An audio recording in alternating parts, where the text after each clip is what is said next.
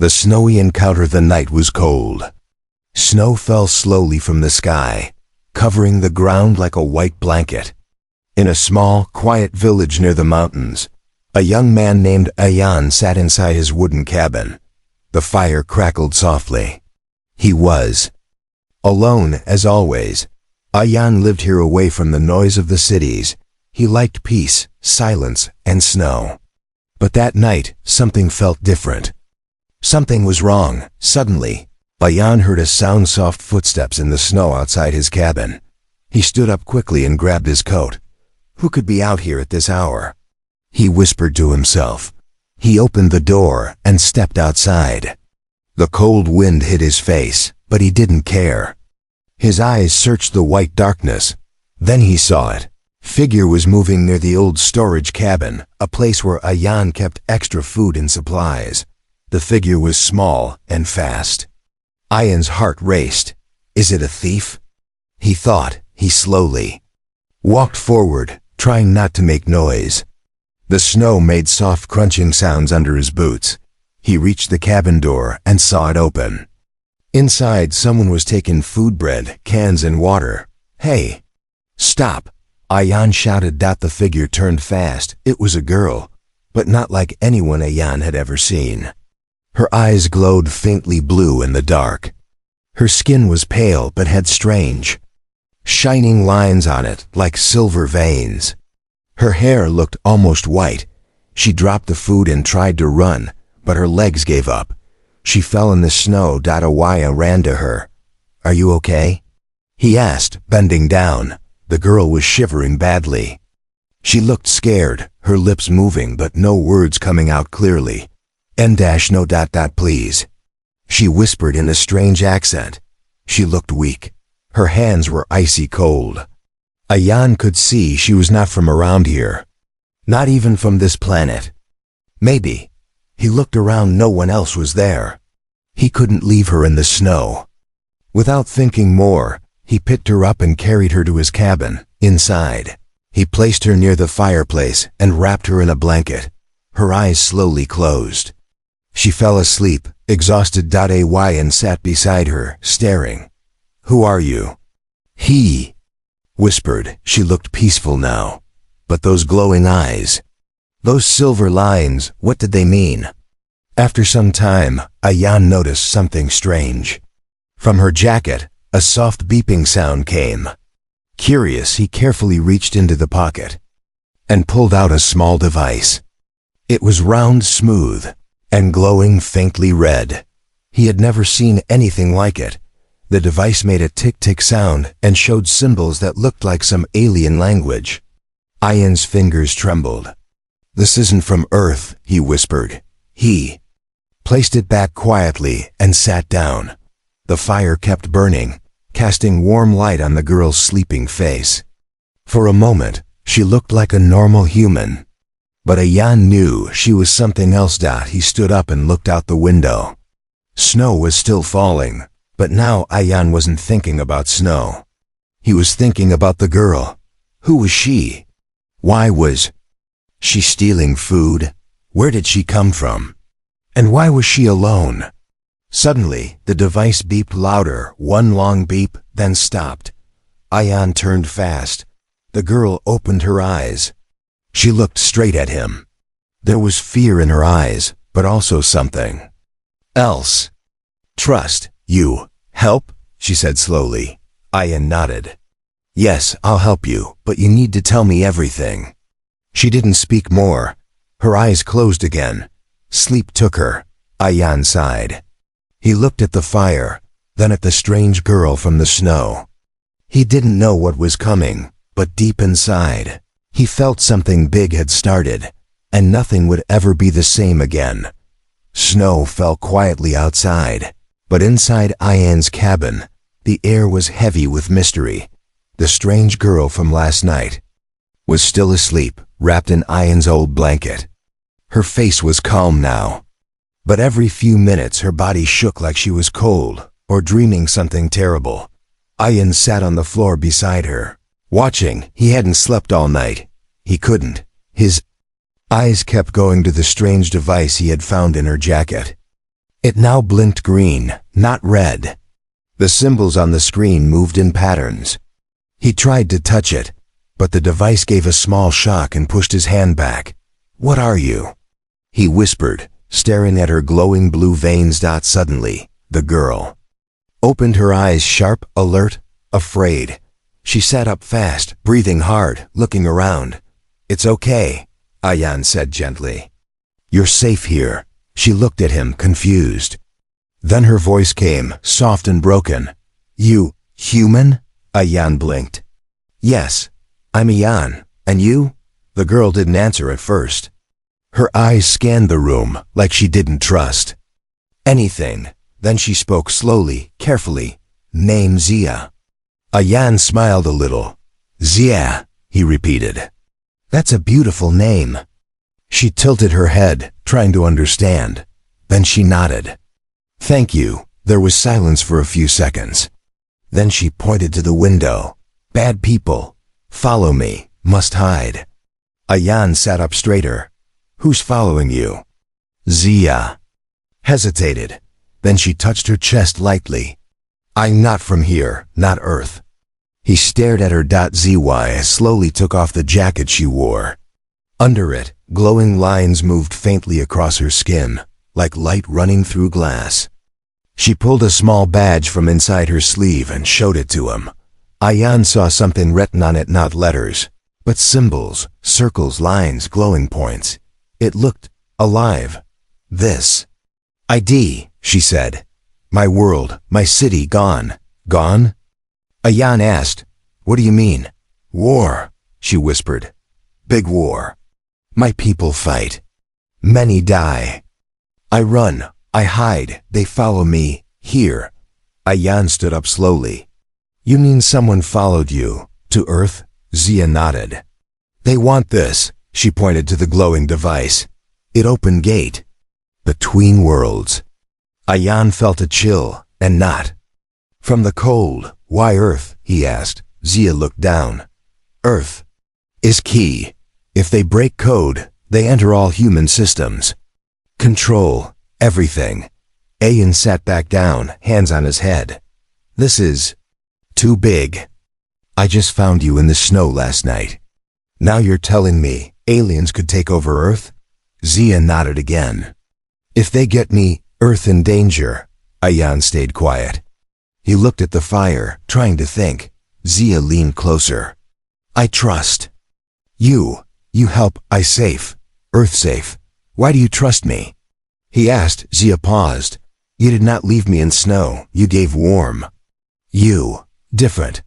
Her voice was soft, honest. Suddenly, the room filled with a strange humming sound. Zia grabbed the device and stared at it. "What's happening?" Ayan asked. She looked scared. "They hear signal. They come." "Who?" Zia looked up. "Not just my people, Earth people too. Soldiers, eyes everywhere." Ayan rushed to the window. Outside, far in the snow, two small red lights blinked. "Drones," he said. "Government." Zia stood, weak but ready. "I must hide." "Come," Ayan said quickly. He opened the hidden door under the carpet. A small basement full of old tools and boxes. Zia climbed down. Ayan gave her a flashlight and locked the trapdoor from above. Knock came on the main door. Heavy, loud, repeated. Ayan opened the door slowly. Two men stood there, dressed in black jackets with no names, no ranks. "Good evening," one of them said. "We're looking for something unusual. Have you seen anything strange?" Ayan kept his face calm. "Just snow." The men looked past him into the cabin. "You live here alone?" "Yes." They stared at him for a moment. Then one of them smiled, cold and fake. "Well, if you see something not from this world, let us know." They walked away. Ayan shut the door and locked it. He sat near the fire again.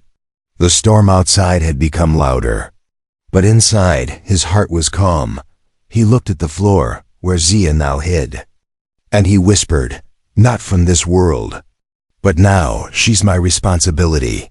The wind howled outside like a warning. Snow hit the windows like tiny hands knocking again and again. Inside the cabin, Ayan sat still, heart racing. Zia was hidden in the small basement. Her breathing could be heard through the floor. Soft, fast, afraid. Ayan kept looking at the door. Those two agents from earlier weren't normal men. Their eyes were too cold. Their smiles too sharp. They were hunting something, and that something was now in his home. Under the floor, Zia sat on a dusty box. Her alien device was quiet now, its lights dim. She was trying to keep calm, but her thoughts were running wild. She had escaped death on her planet. She had escaped space patrols. She had escaped the crash in the mountains. But now, Earth's own people were hunting her. And worse. Her enemy from home might not be far behind. She pressed the side of her neck. A small blue light appeared under her skin, showing a hologram of Earth's map with a red dot blinking near her current location. "They found signal," she whispered. "They always find." Upstairs, Ayan moved around the cabin, acting normal. But he knew he was being watched. His cabin window had a new mark, a small black dot, a tiny camera, maybe. He wasn't sure. But someone was definitely watching. He whispered near the floor, "Zia, can you hear me?" A faint voice answered, "Yes, we have to move," Ayan said. "They will come back, maybe with more." Silence. Then Zia said, "Too dangerous." "For you," Ayan smiled bitterly. "Too late for that." He packed a bag quickly, food, water, some money. Then he pulled a blanket over the trapdoor and set a stool on top. Hiding it fully, he stepped out into the storm again. In the nearby forest, two black SUVs stood still.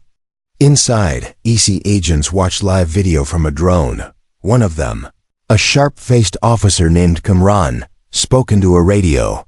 "Her signal is inside the cabin." "She's not alone," a voice replied. "Then move in?" Cameron shook his head. "No, let him run. He will lead us to others." He smiled.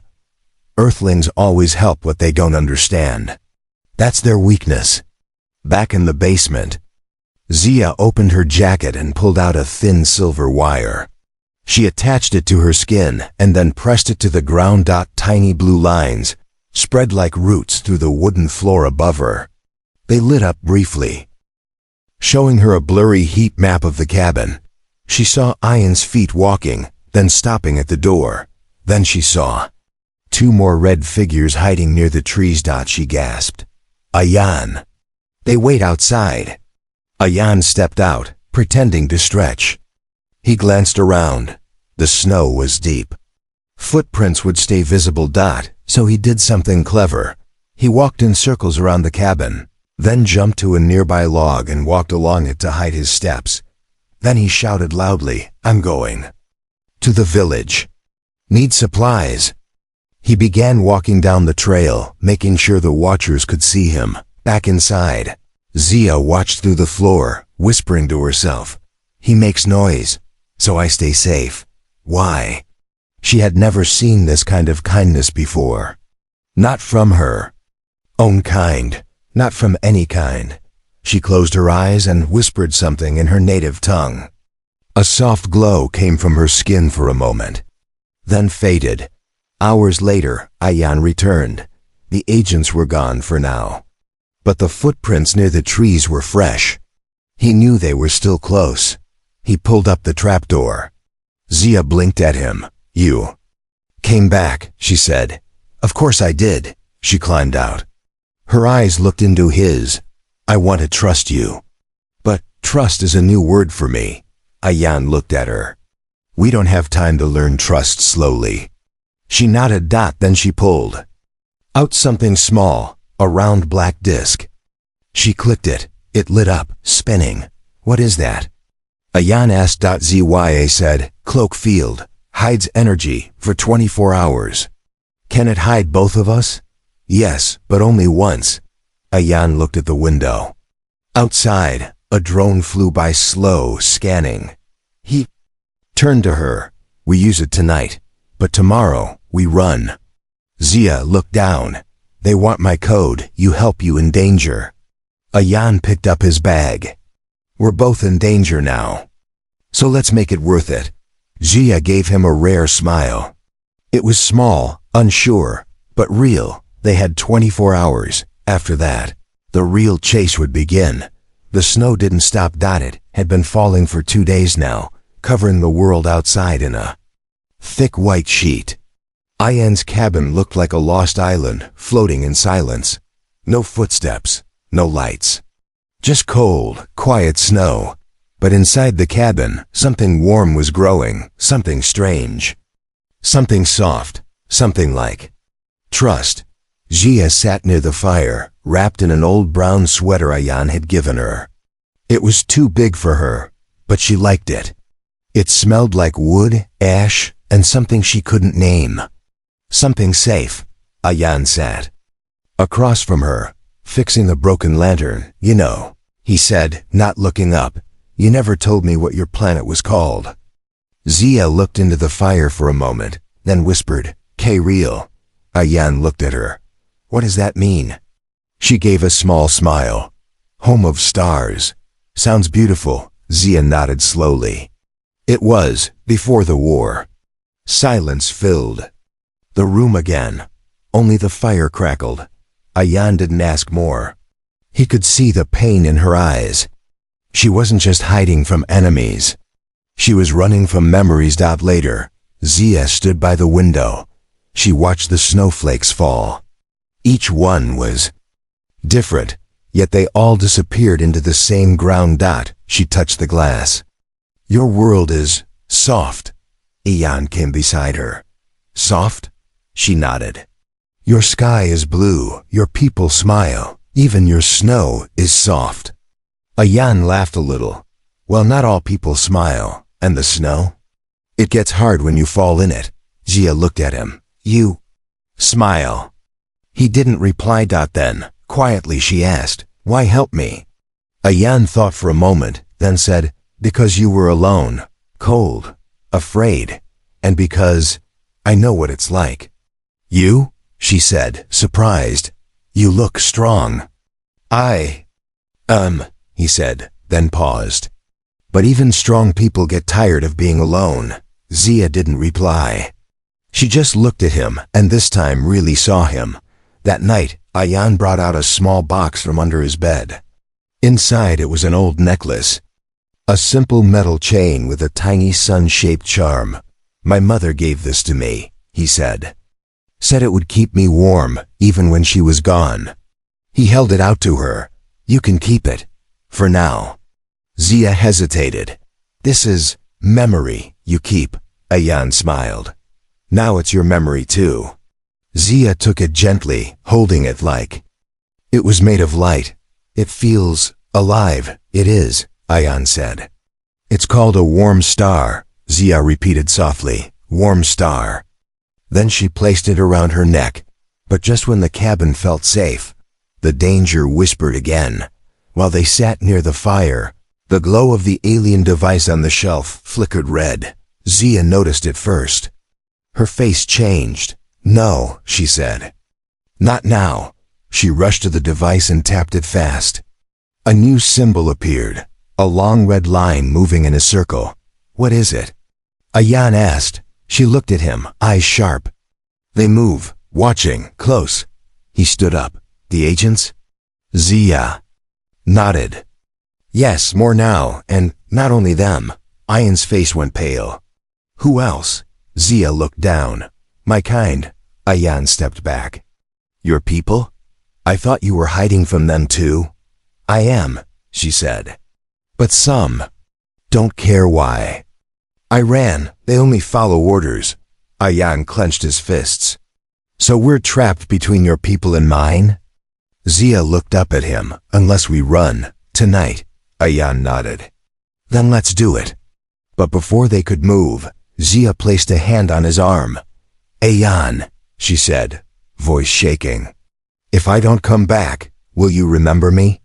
He looked at her, eyes full of something he hadn't felt in years. I won't have to remember, he said, because I'm not letting you go. For the first time, Zia stepped closer. Her forehead touched his. Her skin was cold, but her breath was warm. "I don't know what this is," she whispered. "It's human," Ayan replied. Outside, a red dot appeared on the cabin wall. A tiny light.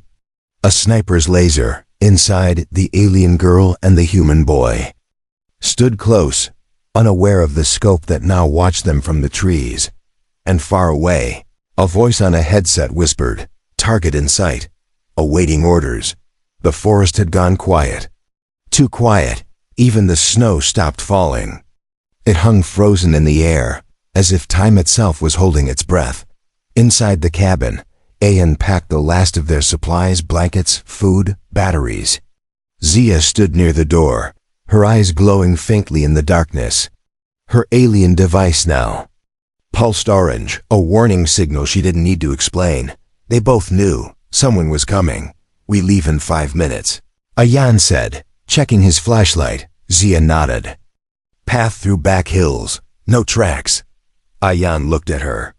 "You're shaking." Zia didn't deny it. "Fear is new to me." He smiled weakly. "You get used to it." Zia stepped forward. "I don't want to get used to fear. I want to get used to." Before Ayan could answer, there was a sound. Click just outside the cabin wall. Ayan froze. He looked at Zia. Her eyes had gone wide. She whispered, "They're here." And then everything exploded. The back window shattered. A flashbang flew in. Boom. White light, ringing ears, blinding pain. Ayan dropped to the ground. Zia fell beside him, covering her face. Through the broken door, 3 black-clad agents rushed in with rifles raised. One shouted, "Hands up!" Zia reacted fast. She pressed her hand to her neck, activating a hidden energy shield. A blue bubble spread around them. Bullets hit the bubble like rain on glass, loud but harmless. Ayan pulled her under the table. "We can't stay here." Zia held out her hand. The alien device flew into it with a snap. She whispered something in her language. The device split into 2 pieces, one small disc and one sharp metallic stick. She threw the disc against the floor. Poof! A wall of white smoke filled the cabin instantly. "Run!" she shouted. They burst through the side window, landing in deep snow. Ayan's knee twisted, but he kept moving. Zia grabbed his hand and pulled him through the trees. Behind them, the cabin lit up red. A flare rose into the sky. They called backup. Ayan yelled. Zya said nothing. Her eyes were scanning the forest like a machine. 10 minutes later, they found shelter, a narrow ice cave behind a frozen stream. Hidden, silent, safe. For now, they crawled inside, breathless, covered in snow and fear. Ayan collapsed against the wall. "Are you okay?" Zia nodded. "Small wound, not deep." She pulled back her sleeve. Her arm had a burn mark, glowing faintly blue. Ayan gently touched it. What do I even put on this?" Zia smiled through pain. "Trust."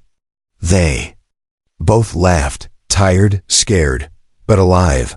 For a while they just sat in silence, listening. No footsteps. No drones. Just wind howling over the cave. Zia leaned against Ayan's shoulder. Her voice came soft. "I thought maybe I could live here, just for a while, with you." Ayan looked down at her. "You still can." She shook her head. "No. The galaxy doesn't forget. And now, Earth is in their sight." He asked the question he had avoided for days. "What do they really want?" Zia hesitated. Then she answered, "Your planet has a signal, an ancient signal, buried deep underground. My people want it. The enemy wants it. Everyone does. Why?" Ayan asked. Zia looked at him, her glowing eyes filled with something close to tears. "Because it can unlock planets, destroy shields, rewrite stars, and it's hidden here on Earth." Suddenly, her device beeped again. This time, a symbol flashed that Ayan hadn't seen before, a triangle with wings. Zia's face turned pale. No, not now. What is it? My own kind. They're here too. You mean, they're close?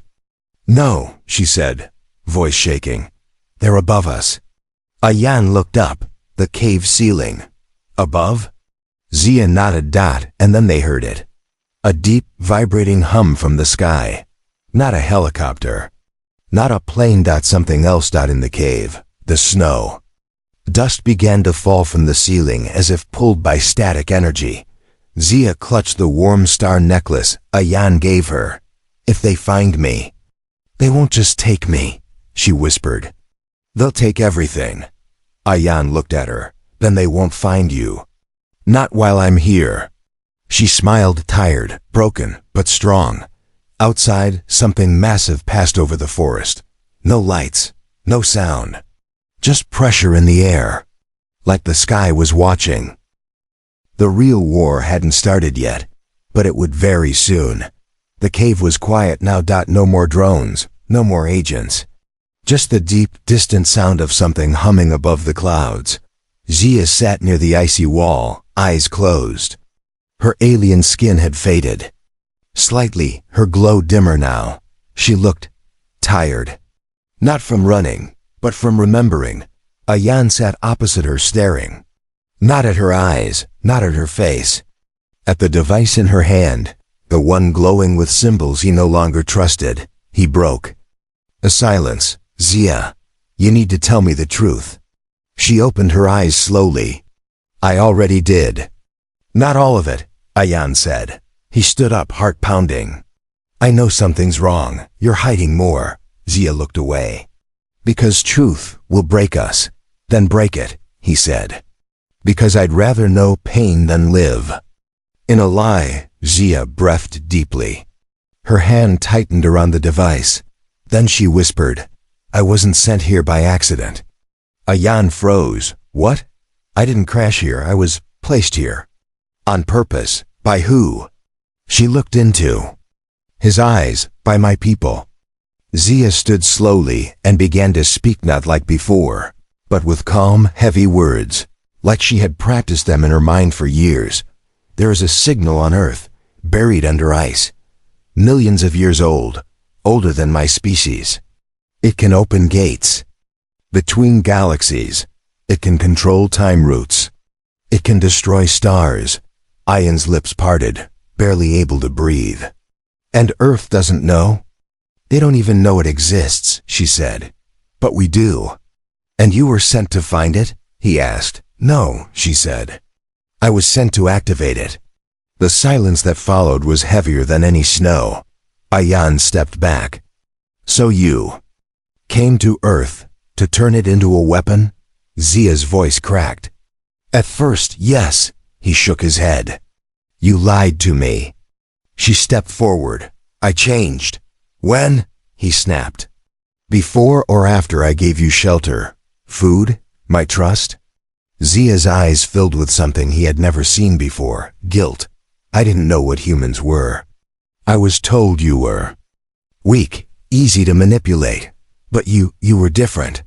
He laughed, hollow. So what now? You turn it on? Open your stargates? Bring war to Earth? No, she whispered. I refuse the mission. Then why is that thing, Ayan? Pointed at her device. Still glowing? Zia looked down. Her fingers were trembling. I can't destroy it, she said. If I do, they'll send another, stronger, colder, not like me. Ayan's voice was quiet now. So you were never in danger. It was all part of the plan. No, she said suddenly. I broke the rules. I ran. That's why they hunt me. I am a defect, a traitor to them. Tears formed in Ayan's eyes but didn't fall. He picked up the warm star necklace from the ice floor. Held it in his fist. I gave you this, he said softly. Because I thought you were something rare, something real. I am, Zia whispered. But not for long. Her glow dimmed again. Her breathing slowed. What's happening to you? Ayan asked. Zy touched her heart. Too far from my son. My energy fades, soon, I won't survive here. Ayan was quiet. Then he said, then let's destroy the device together. No signal. No war. Zia looked up, eyes full of conflict. If we do, your planet is safe, but I will never go home. And I will die here. Ayan stared at her. The girl he saved, the alien he trusted, the being who had a mission, and gave it up. He took a deep breath, then die free, not as their weapon. Zia smiled, a soft tear sliding down her silver cheek. She held the device between her hands. It glowed bright red, then white. Ayan stepped beside her, placing his hand over hers. Together they pressed it. The device cracked. Sparks flew. Then silence.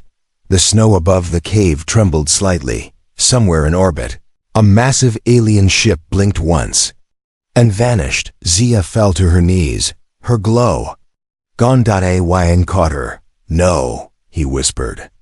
Stay with me. Zia smiled faintly. You made me human. Then her eyes closed, but her necklace, the warm star, still glowed. Softly, gently, like her memory wasn't finished yet. The cave was silent. Zia's body lay still in Ayan's arms. Her silver skin had lost its light. Her breathing was gone. Outside, the wind cried like it knew what had just been lost. Ayan didn't speak, didn't move. He just sat there, holding the alien girl who once came from stars and chose to die. Human.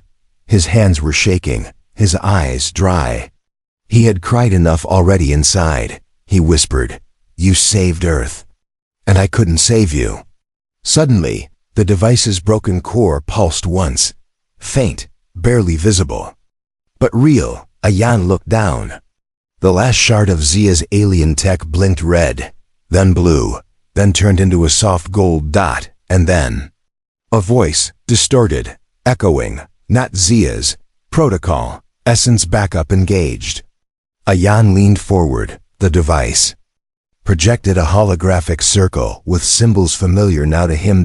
In the center of it, a message began forming. Revive subject? Gives yes, gives a no. He stared at it. Heart pounding. She could come back. But then came another line. Warning. Reboot. Will trigger signal burst. Enemy location unknown. Revival may expose Earth's position. His hand froze. Zia could live, but Earth might fall. Outside the cave, the snow had stopped. Above, stars appeared in the clear sky, peaceful but distant. Ayan stood up slowly, still holding the device. He looked at Zia's face, peaceful, soft, almost smiling. She had made her choice. Now it was his turn. He walked outside, snow crunching under his boots. Stood in the open. Sky above, ice below, silence everywhere. He raised a device in his hand. The glow on it pulsed, waiting. Love or loyalty? The question wasn't written on the screen, but it was everywhere inside him. Flashbacks hit him. Zia laughing for the first time, learning the word trust, saying, you make me feel human, holding the warm star around her neck. And then dying in his arms. He took a breath, looked at the screen, and pressed. Yes. The device shattered in his palm. Light exploded upward. Not loud, not burning, just silent and golden. Like memory being pulled into the sky. Above the clouds, a distant black dot turned toward Earth. They had seen it. Back in the cave, Zia's chest lifted. Once, twice, then a breath. Ayan ran. Inside, her eyes opened slowly. Where am I? She whispered. He smiled, tears falling freely now. With me, again. She touched her chest. But the device, the signal. I made the choice, Ayan said. If war comes, we face it together. She looked at him, eyes full of new light. You risked everything. He nodded. Because you weren't just from the stars, Zia. You became my home. Outside, the wind had changed direction. In the distance, an unseen ship moved silently in orbit, watching. Waiting. But For now, in that frozen cave on Earth, a human and an alien sat side by side, hands touching, hearts beating, together.